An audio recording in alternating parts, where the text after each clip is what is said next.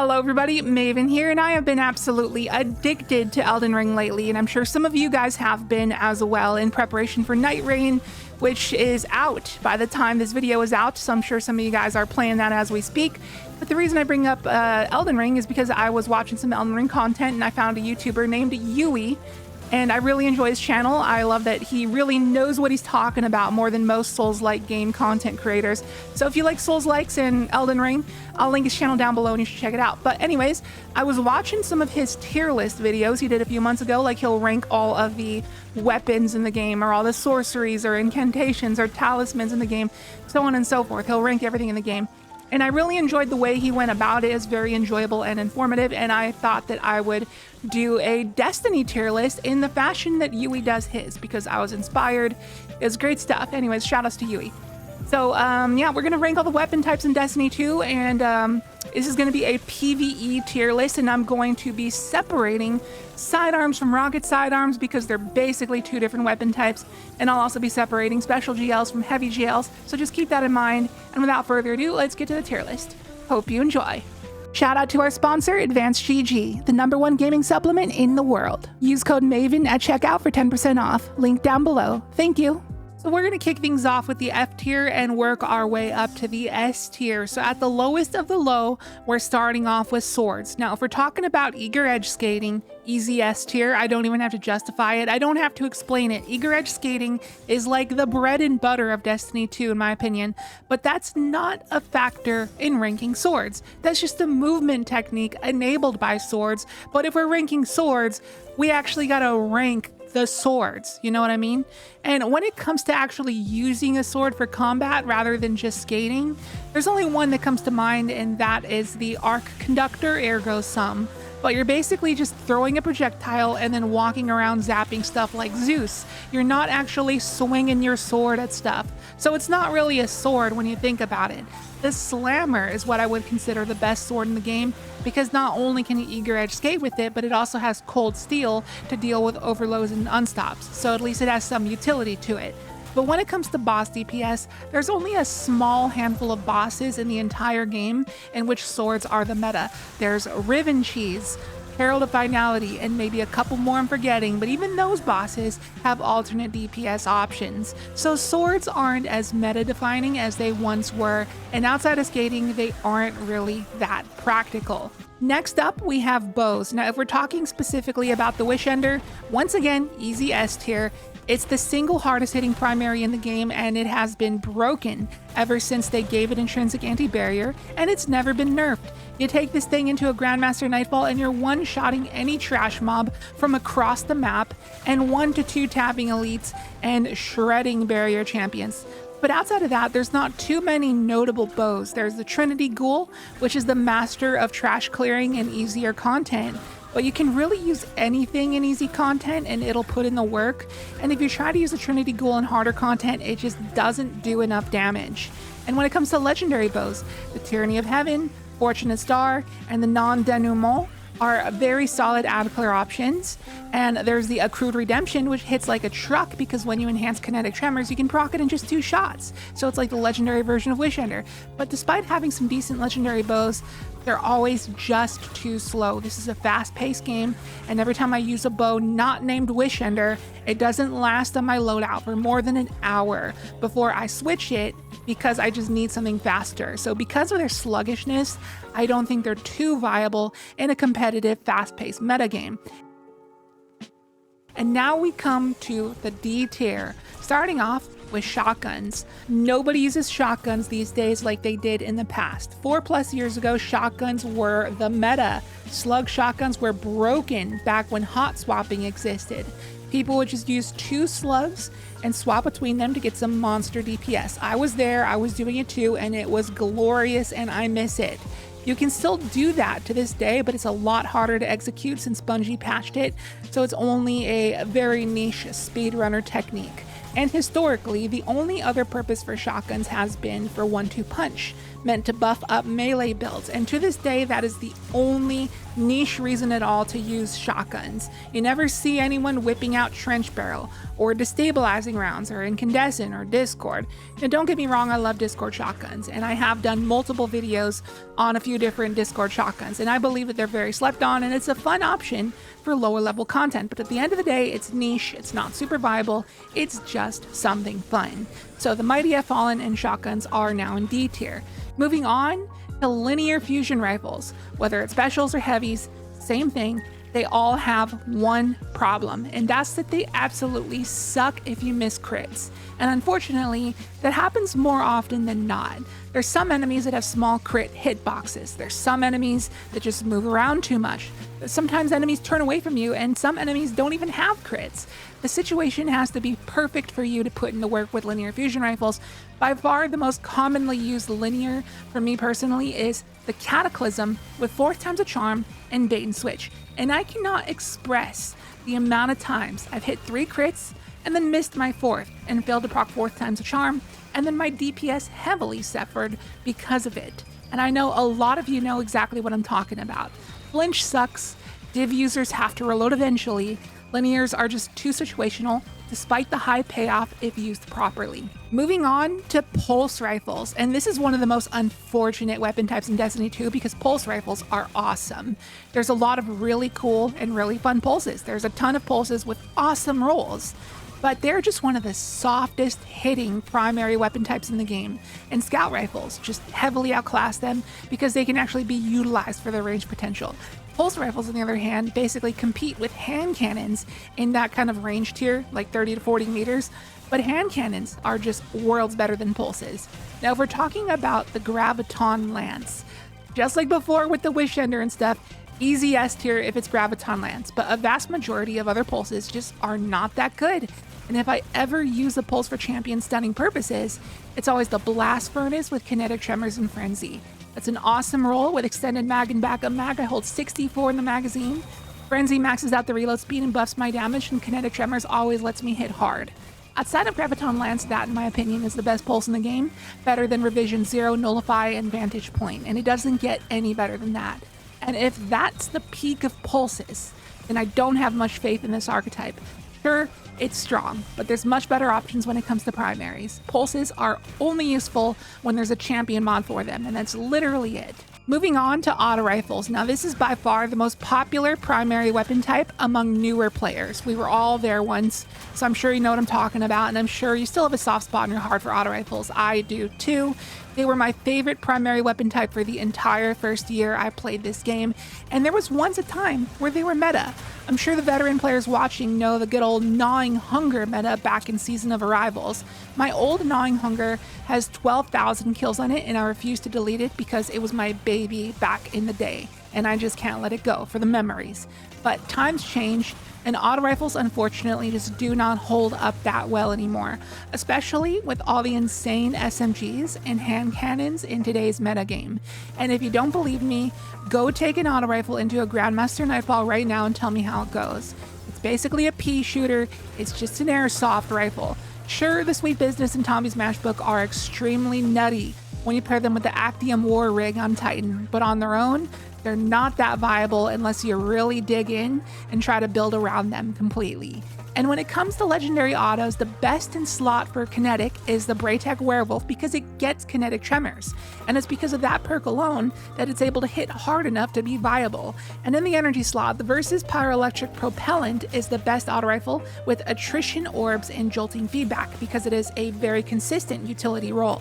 You get some easy orb generation and you get that guaranteed jolt, which is good for ad clear and stunning overloads. So those are the peaks of autos, and if that's the best it gets, I'm a little disappointed.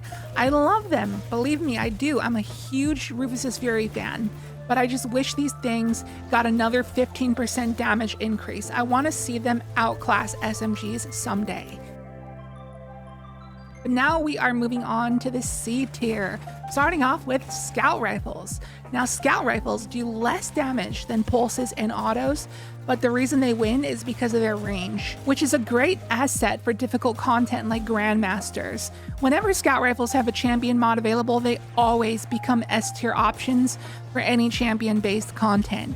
They may not always hit that hard at base, but you'll typically have something like explosive payload or kinetic tremors, or even both if you're using the hung jury, and that's arguably the strongest long-range primary in the entire game. And you remember last year when Polaris Lance was the meta in champion content? That was probably the most broken that I have ever seen a primary become. You could do an entire Grandmaster Nightfall without pulling out your special or heavy a single time because it was that good, just chaining ignitions back to back with the artifact mods. Now on their own, not so good, but Scouts make C tier literally just for champion utility potential and also the range usefulness.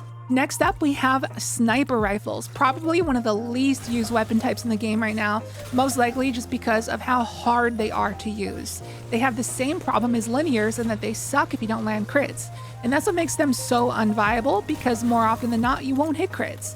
But there are a few snipers that can bypass this issue, being the Supremacy and the Praetor's Revenge, because they can get kinetic tremors, and when you enhance that perk, you can proc tremors in just 2 shots, making these very, very good options in any kind of content, because you know you'll always do good damage as long as you can land 2 shots in general and proc tremors. They don't need to land crits to be good.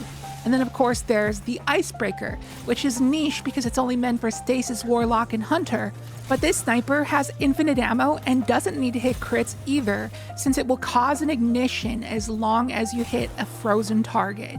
Other notable snipers are, of course, things like the Whisper of the Worm, Cloud Strike, and Izanagi's Burden, always top tier options against precision-based bosses, and there's a few other snipers I can name off, but at the end of the day, they're just tough to use sometimes. There's a lot of content where your opportunities to land crits will be extremely limited, and flinch will be high, so they're situational.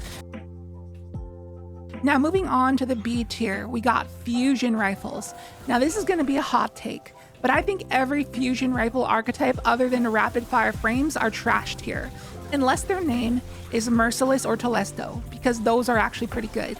But rapid fire fusions have always been beasts of burst damage. Now back in the day during the Cartesian coordinate meta, they were god tier. Cartesian was the best weapon in the game at the time. It shredded everything. It was meta for all kinds of content, even boss DPS, but power creep is a thing and it has fallen off quite a bit and nobody really uses them anymore. But we have the scatter signal now with overflow and controlled burst, and that thing is a menace. That thing can output some serious damage. It can have 18 in the magazine and just unleash chaos upon whatever chunky target you come across. And it's not really ever going to be a bad option. But the reason it's B tier and not S is because, like I said, power creep is a thing. We got stuff like rocket sidearms now, and ability spam just became a lot more prominent. So the value of fusions has kind of fallen off, but they're still pretty slept on in my opinion, and they're pretty good.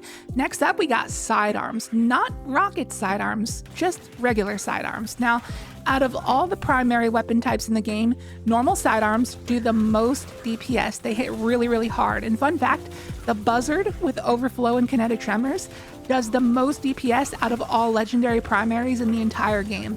But the reason that these are B tier is because of how close range they are. It always feels so tough to use them. This could be a skill issue, probably is, but it feels like they bloom a lot. Their hit registration feels awful and they kick hard. And it feels like they got a pretty slow reload duration multiplier compared to things like autos and SMGs. Like, it feels great to use a sidearm like within 14 meters, but outside of that, it just whiffs a ton with a bunch of ghost bullets and has heavy fall off, resulting in just doing less damage than SMGs. I just wish Bungie would give them the rapid fire sniper treatment and just rework the way that they kick so that they're more controllable. And for our final B tier, we got rocket launchers. Now this one's a little controversial because I know a lot of you would disagree and say they belong in the A tier or even the S tier. Probably the S tier, most of you would say. And I can totally understand whatever argument it is you have to make, and I respect it. And I wouldn't argue it. If it's S tier to you, that's perfectly fine. But the reason I have them in B tier is because they really only have one purpose these days, and that's DPS. You used to be able to use rockets at all times, but nowadays it feels way better to just use machine guns in general play instead. You'll get a lot more bang for your buck and a lot more versatility in machine guns, but we'll get to those later. I think if you were to use a rocket launcher in general play, it should be the Gallarhorn or the Dragon's Breath. Like, I have 40,000 kills on mine. Like, so believe me, I love it and I've put in the work with it. But it's very situational because of the ammo economy, and I would only really use it in activities that have the occasional ammo crates or rally banners. But outside of that, rockets are only really used for DPS. They are a very strong DPS options against a lot of bosses in the game, but not all of them. And you gotta have a very specific role, which not a lot of players have, which is Envious Arsenal and Bait and Switch. And if you have that role, you can put out some top tier damage, and that's all it's for, nothing more. And now we're moving on to the A tier. And this is going to be pretty controversial as well, but we got glaives. Either you love glaives or you hate glaives. There's really no in between. I've heard both, but glaives are honestly amazing. You can't go wrong with a glaive no matter which glaive it is. First of all, there's a defensive factor of them. You can just keep up your glaive shield and fire those projectiles from behind it and just tank 1,000,000 damage to the face because you have 1,000,000% resist. Like, I have a clip of using the Lubre's Ruin in a Grandmaster Proving Grounds run, tanking the boss's entire fireball volley straight to my glaive shield. It normally takes just one fireball to kill you, but with the glaive, I tanked the whole volley and then some. If I find the clip, I'll show it. So yeah, the defensive factor alone makes glaives really good. Secondly, there's the ammo economy. Glaives have arguably the greatest ammo economy out of all weapon types in the game. You can hold up to 44 ammo even with aggressive frame glaives, which is just insane. That's literally more than some rocket sidearms can hold, which is just wild to think about when you make that comparison. And on top of having an absurd amount of ammo, you can also conserve ammo by just using your glaive melee. You can stand in the face of dangerous bosses and just wail on them. And if they go for a stomp attack, you simply just put up your glaive shield and soak it up entirely, and then go back to wailing on them, causing an amazing distraction for your allies against like bosses and champions and stuff. Judging from what I've heard from the player base, I feel like more people hate glaives more than people love glaives, but if you learn how to use them correctly, they're extremely good and trustworthy even in the most difficult of content. Next up, we have heavy grenade launchers. Now, why is this one in the A tier while rocket launchers are in the B tier? Well, because on their own, they do more burst damage than rockets while also being easier to use. Secondly, you can actually use them in general play if you get a solid auto-loading explosive light roll, such as like the Wendigo or Cataphract, and you can use them to burst down champions a lot more efficiently than rockets can. And on that note, you have exotic GLs like Parasite and Anarchy, which can output copious amounts of damage. They may not have that DPS ceiling with certain rotation combos that rockets do, but they earn a little more points in my book just for their ease of use and versatility. Next up, we have trace rifles. Similar to glaives, with traces either you love them or hate them, there's no in between. But if we're talking about exotic traces here, they're all so incredibly good. Navigator severs enemies and grants free woven mail and sets up tangle points for your strand builds. Wave Splitter and Ruinous Effigy hit like a truck and take great advantage of volatile rounds. And fun fact, Ruinous Effigy has the highest base damage out of any trace in the game. And then there's the Cold Hard. And where do I even begin with the Cold Hard? It ramps up in damage when you deal sustained damage, and it's extremely easy to keep that buff. And when it's there, it does the most damage out of all non-heavy traces, and it continually generates ionic traces for your ability spam. It's probably like in my top 5 favorite weapons in the game. It's always just so good whenever I use it. It always just like shreds harder than I expect it to. The Aegir's Scepter is arguably the strongest ad clear weapon in the game. It just freezes everything around the vicinity upon final blows, and it's stronger than Trinity Ghoul. And then we come to the Heavy Trace, the Microcosm. This thing is the epitome of easy DPS. If you know you suck at Destiny, but your fire team needs you to pull through on that DPS, look no further than the Microcosm. Just pop a super to proc Paracausal Imbuement, and then just simply point and click with the Microcosm, and it's the freest DPS of your life. Plus, it's the strongest weapon in the game against Tormentors and Subjugators. And when it comes to legendary traces, they're all pretty comparable in power level, but they're great for boss encounters when you can use them for mechanics and whatnot. And then since they use special ammo, when you start DPS and swap to a DPS loadout with double specials, that trace will transfer over some of its ammo to whatever other DPS special that you swap to. So the legendaries have good utility, the exotics have great power, and all around traces are just pretty high value in my opinion. And our final A tier, we have rocket sidearms. Now this would have been S tier a few months ago, but they recently got a nerf to their ammo and damage. So now they're in A tier. And if we're just talking about the Tenacious Mastery alone, easy S tier because that weapon is cracked beyond belief. Right now with anti-barrier sidearm, it's capable of dealing with all 3 champions on its own, as it has chill clip for overloads and unstops. It's arguably the best weapon in the game right now. And the other rocket sidearms are still good, but they're just not what they used to be. They don't hit as hard anymore, and it feels like they often whiff, which is annoying. But I often use the call and the aberrant action because I love strand builds and they're fantastic for that. But really all rocket sidearms get some nutty god rolls, and you can't go wrong with any of them. They do very good damage for what they are, but they just run out of ammo quicker than they used to. And finally on to the S tier, starting off with hand cannons, arguably the trustiest primary weapon type in the game. They're the 3rd hardest hitting primary weapon type in the game, just under SMGs and sidearms, but where they shine is their range, consistency, and perk options, with things such as the Fatebringer in the kinetic slot and the Zali's Bane in the energy slot, very top tier weapons.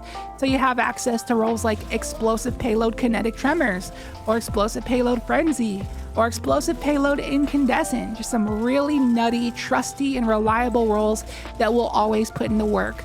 They compete at about the same range that pulse rifles do, except they have explosive payload to push them beyond pulses, while already doing more DPS at base.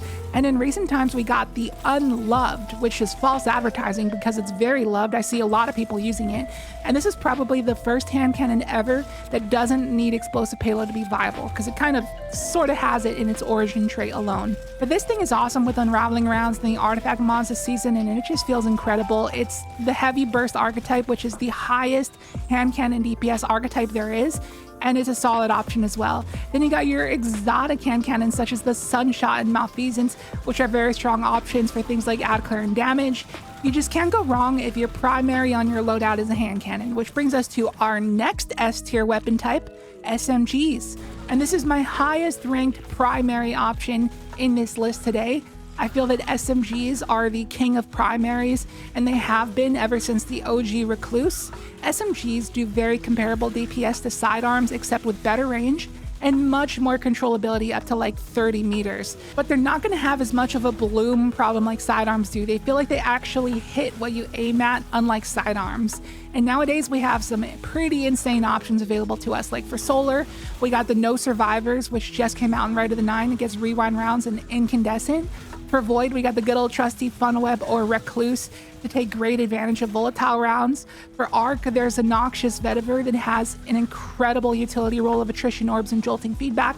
And in the kinetic slot, we have the greatest SMG of all time, the Multi-Mach with attrition orbs and kinetic tremors, which you don't even have to farm for. You can just go buy it at Banshee and immediately have the best SMG in the game.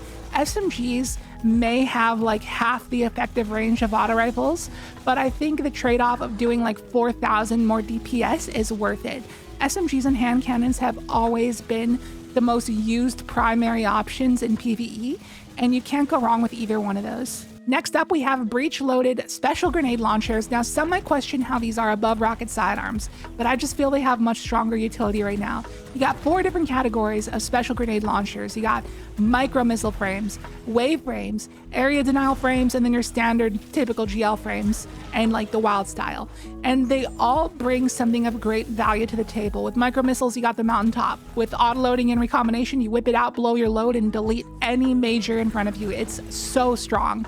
And then there's the wave frames like the Martyr's Retribution and the OG Soul Drinker Forbearance.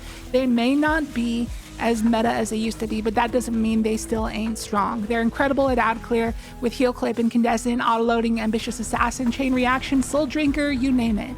And then there's the area denial frames like the Lost Signal and the Versus Velocity Baton, which the Velocity Baton is arguably the best special weapon in the game right now with demo and attrition orbs. It's definitely up there with Tenacious Mastery, and you can actually run both of those in the same loadout, and a lot of meta players do. These things have an immense amount of utility, and it's not just for damage and ad clear. Area denials grant by far the most transcendent energy for your prismatic builds out of all weapon types, but not only that, they also generate the most bolt charge out of all weapon types in the game. As long as you get one stack, you'll lob an area denial shot into a group of ads or a major, and it'll likely fill you up to your max stacks of bolt charge. They're just such incredible tools in the current metagame, even though they don't weaken like they did with the Episode Revenant artifact mods. But speaking of weakening, the most recent normal GL that we got was the Wilderflight in Red of the Nine, which happens to be able to weaken with Withering Gaze, which is incredible tech. The thing about normal breach-loaded GLs is that they can get disorienting grenades, which is historically some of the best utility in Destiny 2 history. Whether it be for Grandmaster Nightfalls or day ones with contest mode, a disorienting blinding GL is always great to have in the pocket for survivability. It has saved me so many times in contest mode day ones, and it's amazing against wyverns and grandmasters like the Glassway. And don't even get me started on the Wither Horde. When this weapon came out in Season of Arrivals, it was like the uncontested best weapon in the game for like the next 4 years after that. I have 47,000 kills on mine, and no, I have never used an AFK macro.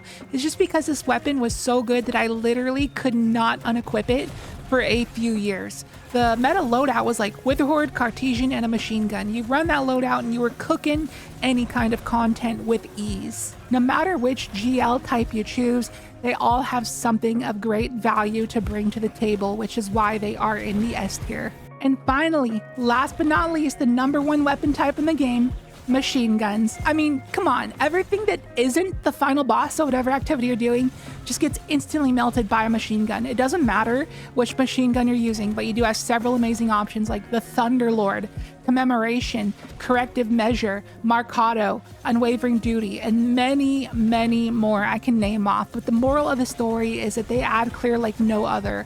The only obvious issue is ammo, but if you're farming through fast-paced content or doing an activity with ammo crates or rally banners, or you have some ability spam, ammo should not be an issue. You want a free delete button? Bring a machine gun. You cannot go wrong. It just makes everything easier until you get to the boss, and then it suffers a little bit, but at that point you got to rely on your super and abilities. But 9 times out of 10, machine guns are as good as it gets to just delete everything in your path. And that's going to do it for today's weapon type tier list. If you enjoyed it and found it informative, I'd appreciate it if you hit the like button, as it helps out a ton.